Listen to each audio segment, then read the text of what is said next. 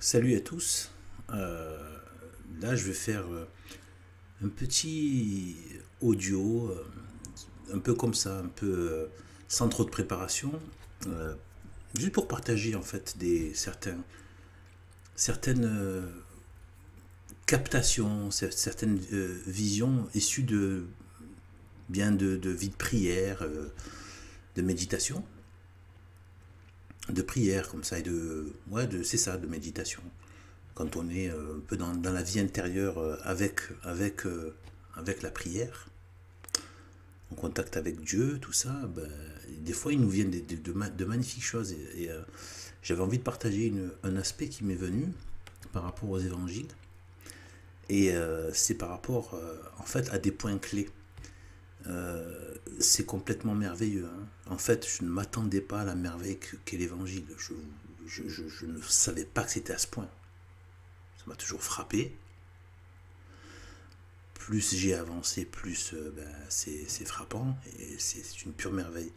Et en fait, ce qui est drôle, il y a un côté drôle parce que, enfin, quand je dis drôle, c'est pas dans le sens comique, hein. Il y a un côté à la fois étrange, mais vraiment sympathique. C'est qu'en fait, on a l'impression que Dieu a la capacité incroyable à la fois de tout agencer comme il veut l'agencer, tout en laissant la liberté. Nous, on se dit soit tu agences, soit tu laisses la liberté. Et bien ça, je pense que c'est quelque chose qui nous est complètement incompréhensible. Et ce qui est bien, c'est de se laisser. C'est de se laisser vaincre. C'est bien de chercher à comprendre un peu, on fait monter notre niveau de raisonnement, mais au bout d'un moment donné, il faut garder l'esprit catholique, c'est qu'à un moment donné, cette raison doit plier et succomber face à Dieu et dire ça et là c'est bon, j'atteins ma limite, je suis une créature, j'atteins ma limite. Et là on se laisse envahir par, par ce que Dieu veut nous mettre dans notre esprit. C'est pas forcément des réponses immédiates, bien sûr. Ça peut l'être, ça peut ne pas l'être. Enfin, tout ça est spécial et difficilement exprimable. Eh bien, c'est-à-dire qu'il y a une sorte d'agencement. Les choses sont agencées. On voit bien qu'il y a des logiques qui sont trop parfaites, mais qui ne sont absolument pas explicites et qui ne peuvent pas avoir été mises. Je rappelle ici au passage que ça fait 2000 ans que les esprits les mieux trempés dans l'intellect, les plus hautes intelligences se sont penchés sur les évangiles et ont vu des tonnes de cohérence incroyables. Vous croyez que si c'était faux, toutes ces intelligences pendant 2000 ans ne seraient pas rendu compte que ce n'est qu'un tissu de mensonges? Mais en quelques minutes, tu t'en rends compte. En une ou deux personnes. Là, c'est parmi tous les siècles, je vous dis, les intelligences comment dire, en acier trempé. C'est c'est vraiment des grosses intelligences, hein, quand on parle de saint Thomas d'Aquin, etc. C'est des grosses intelligences, même Tertullien et tous les autres. C'est tous des grosses intelligences intellectuelles. Pourquoi est-ce qu'elles se sont comme ça? Elles ont trouvé, et au fil des siècles, de nouvelles choses. Comme si il y a une cohérence et des visions et des aspects qui ne sont inépuisables, donc qui sont bien de Dieu, qui sont infinis. En fait, c'est comme si l'évangile, on pouvait y découvrir des choses à l'infini. Parce que c'est de Dieu. C'est pas juste comme ça, c'est vraiment de Dieu. Et en fait, et ce qui nous est aussi complètement incompréhensible, c'est d'ailleurs aussi le mystère de la création. C'est Dieu fait sa volonté. Il l'a dit et il l'a fait. Il commence dès comme ça dans la Genèse, quand il dit et le monde est, etc., par sa parole. Et ensuite, pendant tout son ministère, enfin, surtout sur la croix, quand il a dit, voilà, pas que sur la croix, mais à plusieurs moments, il dit, pour que soit accomplie telle parole dans l'Ancien Testament, telle parole. Tout ce qui a été dit doit être fait. Il est venu pour accomplir la parole. pour être la parole vivante de Dieu qui s'accomplit. C'est merveilleux tout ça. C'est sublimissime. Et ça, mais ça, voilà, moi je peux le méditer, je ne peux que le méditer. Avant, je me révoltais parce que j'avais l'intelligence, je me révoltais. Quand je raisonnais, j'arrivais pas à comprendre. Je dis, ben alors ça veut dire c'est pas normal. Donc parce qu'on n'a pas cet esprit chrétien. Tant qu'on n'a pas l'esprit chrétien, la raison va commencer à dire ne pas comprendre. Donc elle va être vexée de ne pas comprendre. Et elle va se dire bon bah alors c'est pas possible, c'est nul, c'est moi qui suis plus intelligent que ça. Et en fait, non. En fait, Dieu est plus intelligent. Il arrive à laisser le libre arbitre, le libre fonctionnement de toutes les créatures, et même de la création, même matérielle, les éléments chimiques, les éléments tout, voilà, les végétaux, tout ça. Il laisse tout librement fonctionner, tout en l'agençant. C'est un sujet de méditation, je crois que j'ai pas fini de le méditer. C'est tellement beau, tellement puissant. Et bien là, j'ai vu une certaine... une chose qui m'a touché. Je trouve que Dieu, parfois, vraiment dans l'évangile ou dans la logique divine depuis la Genèse, en passant par Adam, Abel et Caïn, jusqu'au sacrifice et jusqu'à aujourd'hui, bien sûr, parce qu'il est toujours là. Il ne faut pas croire, Dieu est là. Jésus-Christ nous voit, il nous voit dans cette situation. Voilà, il n'y a pas de... Bon, malheureusement, il y a la colère de Dieu qui, à un moment donné, voilà, même s'il est très miséricordieux, il laisse aux gens beaucoup de marge pour se repentir. Mais après, voilà, parce que d'après Sainte Marie, le bras à la Salette, le bras de Jésus-Christ, voilà quoi, ils deviennent de plus en plus lourds pour frapper de la justice. Voilà. Eh bien en fait, mais en fait, il est doux, en fait. On sent une douceur. C'est pas la douceur d'un être fini. C'est la douceur et la simplicité. En fait, Dieu est doux et simple, en fait. Mais c'est l'infini qui est doux. Et c'est l'infini qui est simple. C'est la toute-puissance qui est toute douce et toute simple. Elle n'est pas alambiquée. Non, c'est tout doux, tout simple. On a l'impression d'être touché par une petite brise, quoi. C'est tout doux, tout simple. Et en fait, voilà, dans ce que j'ai vu, ce qui m'est venu pendant une vie de prière, pendant la prière, des moments où on est comme ça en pensée sur les choses de Dieu. Moi, il y a des moments où ça se passe plus que d'autres. Après, je pense seulement selon les cerveaux de chacun, les types psychologiques de chacun, et la vie sociale qu'on a aussi, tout ça. Eh bien, j'étais quand même assez frappé par une chose qui m'est venue. C'est-à-dire que, en fait, c'est les points clés. Il y a des moments, c'est super bien calibré, en fait. Et en même temps, c'est touchant, c'est beau. Ce que je disais dans le sens, en fait, voilà. En fait, c'est par rapport, j'ai pensé en fait à Saint Jean. En fait, m'est venu d'abord par un questionnement, je me suis dit, mais qui est la première personne qui a vu Dieu se manifester en tant que Dieu? Parce que Sainte Marie, bien évidemment, elle était au courant depuis le tout départ. En dehors de la Sainte Famille avec Saint Joseph. En dehors de la Sainte Famille, voilà, le premier, c'est Saint Jean. Saint Jean-Baptiste, qui a baptisé d'ailleurs notre Seigneur dans les eaux. Eh bien, c'est Saint Jean. Première manifestation extérieure, publique. Bon, il y a eu aussi la voix dans le ciel et la colombe. Et c'est par Saint Jean-Baptiste, c'était en face de lui. Et dans l'eau. On sait que l'eau a à voir aussi avec l'Église, hein, tout ce qui est d'ailleurs l'eau baptismale, c'est l'eau du sein du cœur de Sainte Marie. L'eau baptismale est liée à Marie. Et après il y a l'eau, bien évidemment, les pêcheurs il a pris des pêcheurs, hein, les pêcheurs, prendre les pêcheurs, hein, sortir les pêcheurs des ténèbres, voilà, des bas-fonds.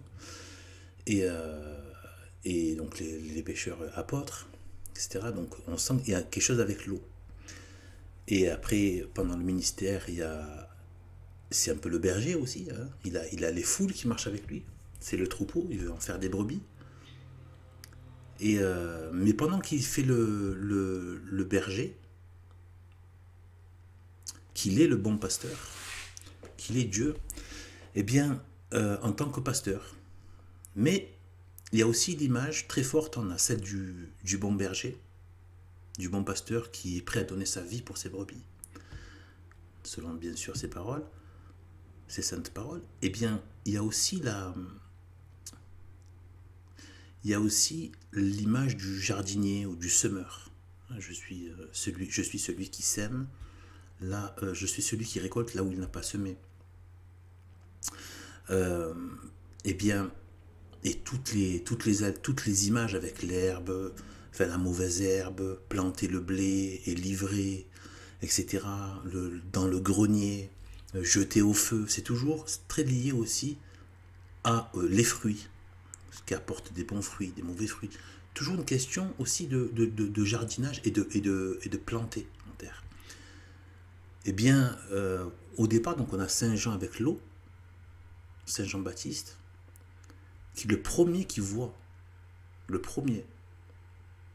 voit la manifestation extérieure de la divinité de Jésus-Christ. Saint Jean-Baptiste était une image, à mon avis, enfin, parfaite ou quasi parfaite, même s'il n'a pas eu d'immaculée conception, mais voilà, il a dû recevoir des grâces énormes. Eh bien, Saint Jean-Baptiste était lié à la pureté aussi. Lui-même était chaste, complètement continent, il n'en avait pas, voilà.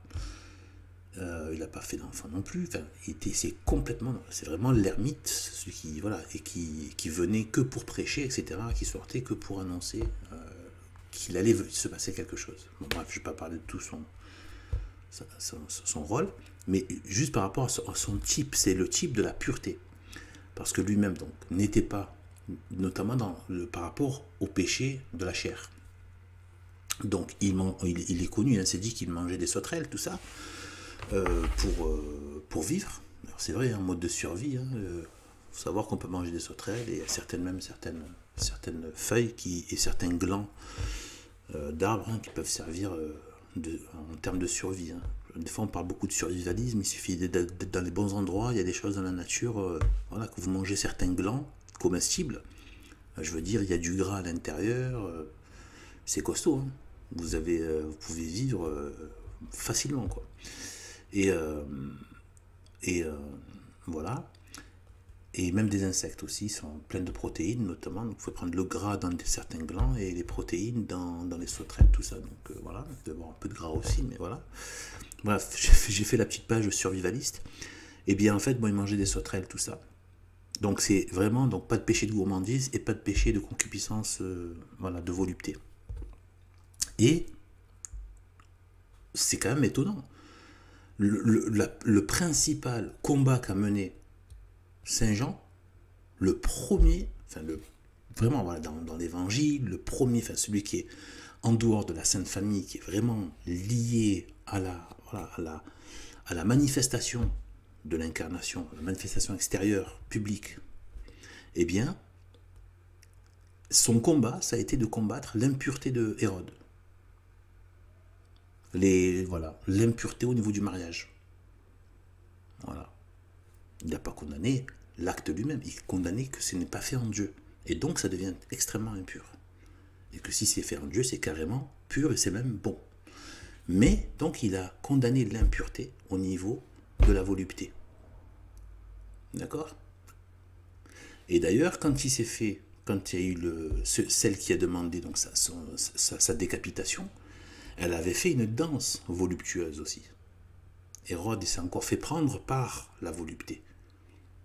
Donc tout ça, c'est waouh. Quand on se dit, avec tout ce qui a été dit sur l'évangile, je découvre encore des choses par moi-même. C'est-à-dire que je découvre grâce au Saint-Père, et je pense qu'il faut le lire. Et en lisant les Saints-Pères, et en les écoutant, ceux qui ont fait, moi j'écoute beaucoup aussi, parce que j'aime bien les audios. Je préfère, ça me rappelle un peu cette espèce de tradition orale, et qu'on n'a pas malheureusement, et on manque de contact humain. Donc je me dis un peu la voix c'est bien aussi, j'aime bien le livre, hein, c'est un autre rapport, des fois on assimile beaucoup plus, enfin, ça dépend. Voilà, il faut les deux je pense. Eh bien, eh bien, euh, eh bien voilà, donc en fait, et à force on commence à voir nous-mêmes des choses. Si on est dans, si Dieu le permet bien sûr, parce que les Écritures sont complètement fermées, hein, à voilà. Même ceux qui entendraient ça, ils le rejetteraient. Si leur esprit n'est pas fait pour, Dieu les aveuglera de toute manière. Donc, en fait, s'ils viennent avec de l'orgueil, s'ils viennent avec du mépris, s'ils viennent avec du... Voilà, bref, pas dans les bonnes dispositions, eh bien en fait, alors il y a ça. Alors déjà, c'est par rapport, c'est la pureté même. C'est cette recherche de la pureté. Mais Saint Jean-Baptiste, lui, il était vraiment, il cumulait, voilà, toutes les vertus, parce que la concupiscence de la chair, je viens d'en parler, la concupiscence des yeux, il n'a pas cherché, il vivait dans le dénuement et il fuyait la société, il ne cherchait pas à briller dans le monde ou avoir les plaisirs du monde ou les vanités sociales, etc. Pas du tout. Ni carriérisme, ni accumulation de richesses, ni vanité sociale. Et la concupiscence de l'orgueil, alors là, c'est carrément, je veux dire, voilà, il a passé son temps à dire, jusqu'à la fin où il a dit, voilà, il faut qu'il croisse et que je diminue. Je ne suis, celui qui vient après moi, donc, est venu avant moi, parce qu'avant moi il était, et je ne suis pas digne de délier la courroie de ses sandales. Vous vous rendez compte? Donc la concupiscence de l'orgueil, il n'avait pas. Donc vraiment, lui a accumulé les trois vertus à un point très très élevé. Voilà.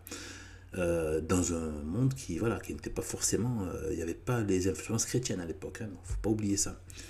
Et bien le contraire. Et bien en fait... donc ça commence par... la première personne qui le voit, c'est cette personne qui est liée à cette pureté. À cette pureté, mais qu'il a toujours eu. Et c'est là où c'est un prophète. C'est pas comme quelqu'un qui a fait une conversion. C'est comme s'il était né converti. Il n'a pas eu besoin de conversion. C'est là où on voit qu'il a reçu une grâce spéciale. Certains disent qu'il a reçu au moment où quand Sainte Élisabeth a dit qu'elle a senti Saint Jean-Baptiste bébé dans son ventre, qui a tressailli dans son sein, assez de façon virulente, elle a vraiment senti, dès qu'elle a entendu le salut de Sainte Marie, eh bien, que là, à ce moment-là, il y aurait Dieu lui-même, directement, une grâce incroyable à Saint Jean. Et donc, il était déjà converti. Donc, attention, ça n'enlève pas ses mérites. Mais ce que je veux dire, c'est pas le parcours des pécheurs. Vous voyez ce que je veux dire? C'est pas le parcours des pécheurs. Qui était là-bas. Et en fait, je me suis dit, tiens, qui est la première personne qui a vu notre Seigneur Jésus-Christ après la résurrection? Eh bien, c'est Sainte Marie-Madeleine, qui était justement une grande pécheresse, et notamment au niveau de la volupté et de la vanité.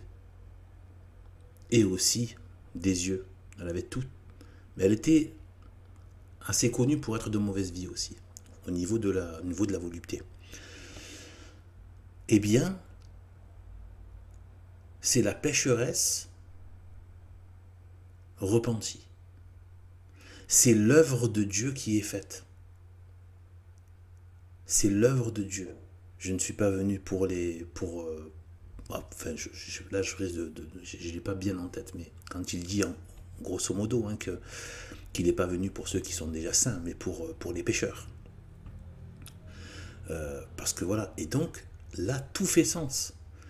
Il se montre, parce que Dieu, rappelez-vous ce que j'ai dit, il fait ce qu'il veut. Il se montre. Il aurait très bien pu attendre de se faire montrer à Sainte Marie, à sa mère, d'une manière ou d'une autre. Peut-être d'ailleurs que ça s'est fait, mais qu'il n'a pas jugé bon de le dire. Mais peut-être que la deuxième, Ou peut-être que non, peut-être qu'il a voulu que ce soit par rapport à la valeur au niveau des évangiles, que ce soit vraiment la première, et que ce soit rendu public, que Sainte Marie-Madeleine était la première, donc, qu'il a vue, et qui a eu du mal à le reconnaître au départ. Eh bien, c'est la grande pécheresse. C'est la grande pécheresse qui a pleuré au pied de Jésus. Donc c'est pour ça d'ailleurs qu'on dit pleurer comme une madeleine, ça vient de là. Donc qui a pleuré ses péchés et qui a aimé Jésus-Christ. Et qui a voulu ensuite, bon, après elle est venue en France, etc., jusqu'à la Sainte-Baume, tout ça. J'en ai déjà un peu parlé. Eh bien, et après elle s'est sanctifiée, elle a été sanctifiée. Et c'est pour dire que le plus grand pécheur, même qui était plongé dans les 3 concupiscences, elle était dans les vanités sociales, elle était dans la concupiscence matérielle, les biens matériels et la volupté. Eh bien, rappelez-vous que, donc, il me semble c'est elle d'ailleurs, hein, que les Juifs de l'époque disaient il faut pas qu'elle s'approche de Jésus, qu'il prenait à ce moment-là pour un vrai maître, un prophète, au moins un grand maître. Hein, voilà. Donc en fait, voilà, Marie-Madeleine, elle a aimé Jésus-Christ. Et elle s'est mise à ses pieds. Et en fait, on voit la question de la pureté d'origine, l'importance de la pureté au niveau des yeux, au niveau de l'orgueil et au niveau de la chair. L'importance pour Jésus dans son œuvre de salut. Et on sait que les remèdes à ces 3 concupiscences sont dans l'Église catholique nulle part ailleurs. Eh bien,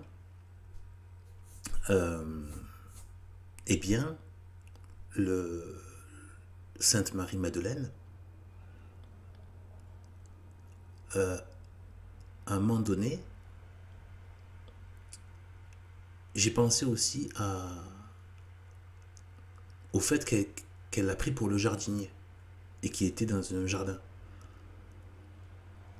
quand elle l'a croisé, quand elle l'a vu, quand elle a essayé de l'interpeller en ne sachant pas que c'était lui, qu'après elle a reconnu, qu'elle a pris pour le jardinier. Et là, donc, on passe de l'eau, les pêcheurs avec les apôtres, tout ça, au jardinier. C'est-à-dire maintenant, va commencer la phase de semer, donc répandre l'évangile. Semer. Donc c'est celui qui va commencer à semer la semence de chrétiens. C'est le moment de jardiner. Vous voyez ? Et voilà.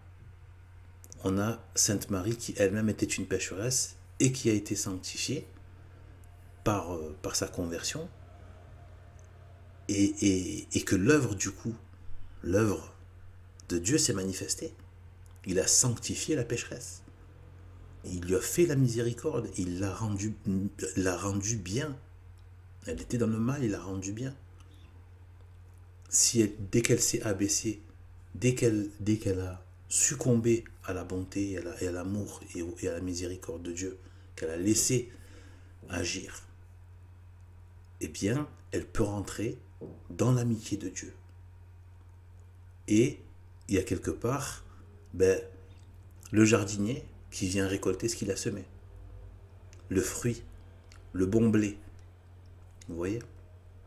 Et c'est aussi l'ouverture de la phase de diffusion du christianisme dans le monde, avec le jardinage.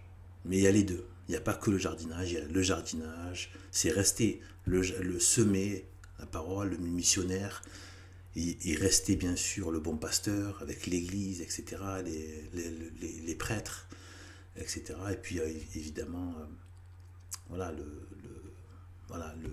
l'église qui a un navire, qui a un bateau aussi, donc, ou qui contient les pêcheurs d'ailleurs justement. Et voilà, et le jardinage continue aussi, et le bon berger. Donc tout ça reste et perdure. Mais là, voilà, ces 2 phases-là. Voilà, j'avais envie de partager ça avec ceux qui veulent écouter. Voilà. Eh bien, à une prochaine. Le combat continue. Salut à vous.